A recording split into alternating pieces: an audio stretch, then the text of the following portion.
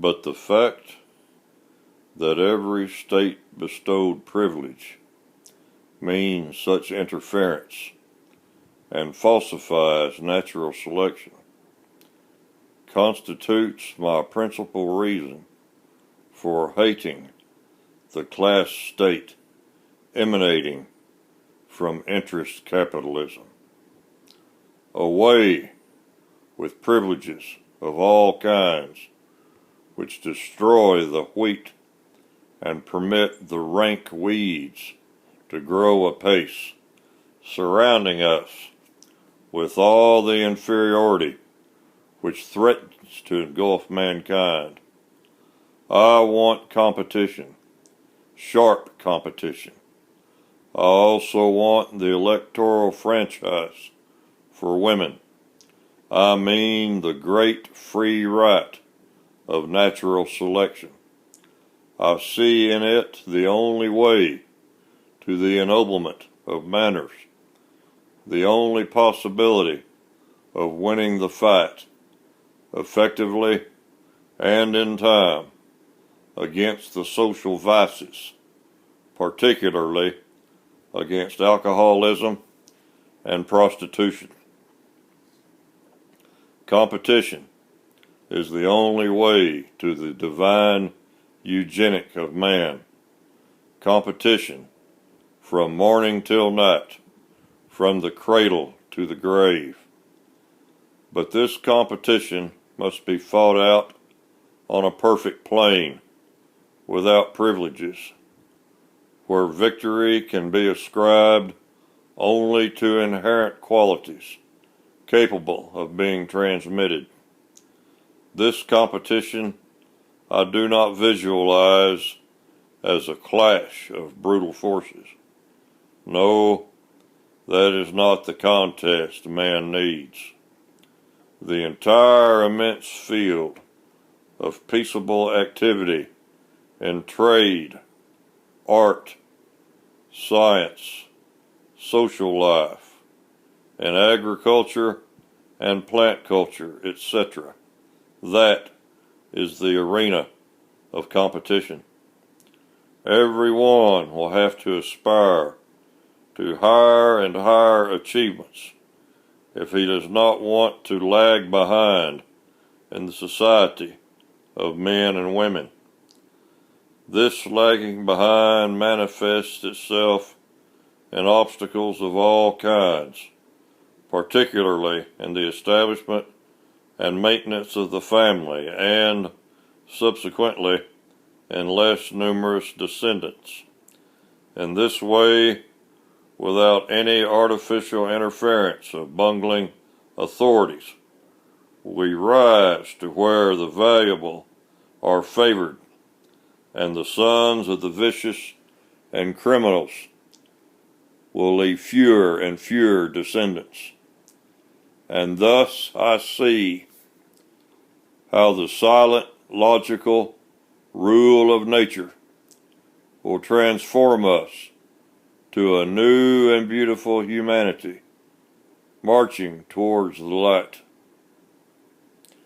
The road to this high goal is obstructed in a like manner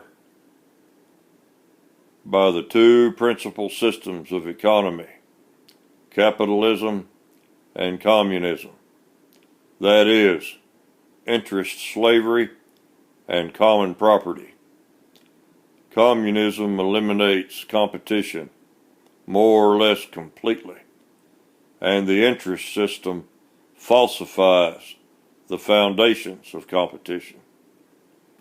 You know the proposals of Rothenau, Neurath, Berthold, Otto. Everywhere compulsion, nothing but compulsion, nothing but employees and the state. That is, everywhere, an omnipotent bureaucracy. This bureaucracy is to direct mankind on its way.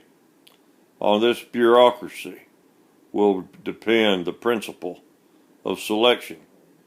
It will promote the type of man which it likes.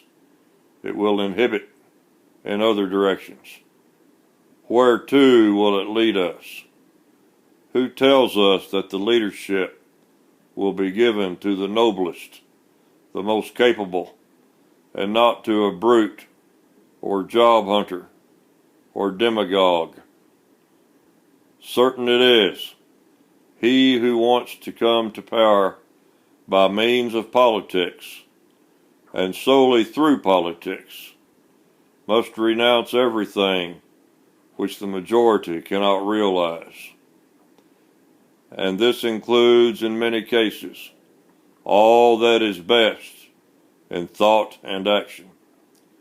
If each and everything that has been undertaken in the past could have been decided by majority action, then surely the sun would still circle around the earth, and America would not yet have been discovered.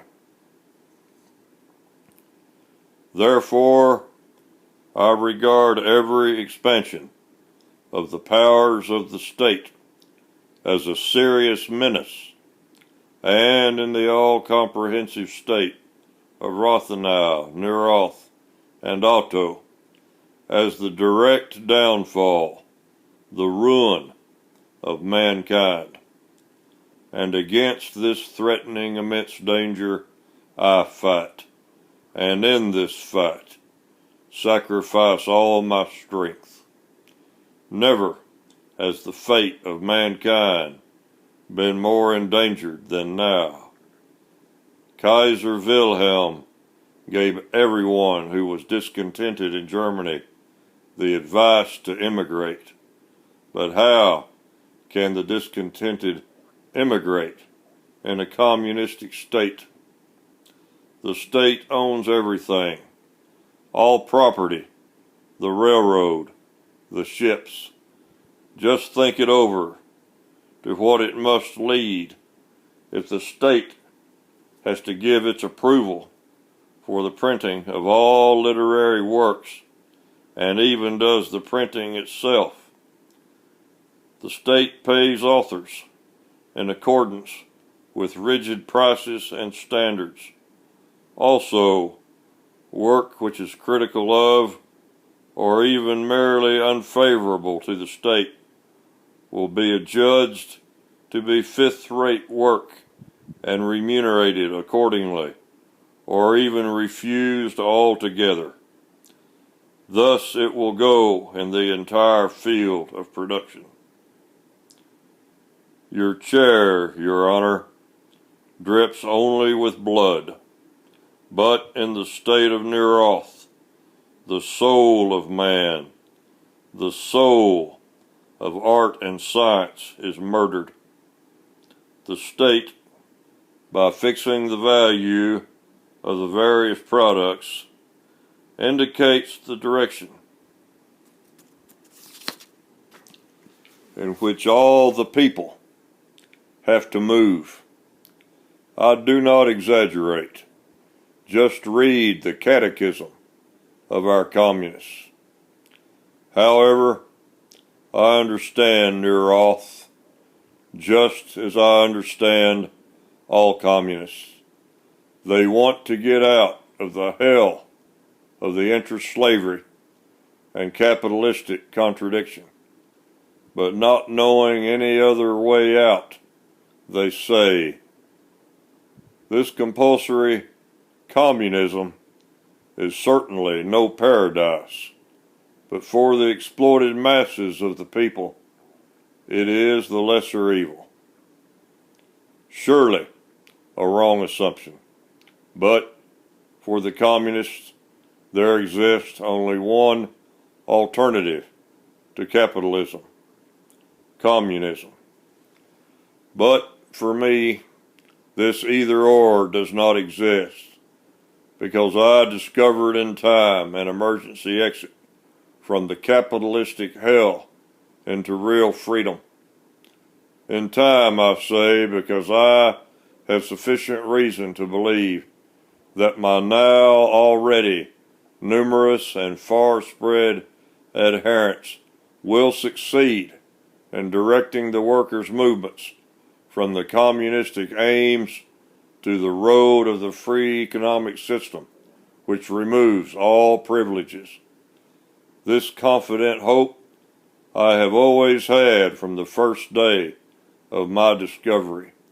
It is, in last analysis, based on the inner truth of my teachings. Only once I feared having appeared too late on the scene, and that was here, when the Soviet government of the Landauer ideology nominated me to be their Minister of Finance. Nowadays, Soviet governments and Bolshevism are closely related concepts. The Bolshevists are out-and-out communists of compulsion, not the communists of the fine Landauer kind.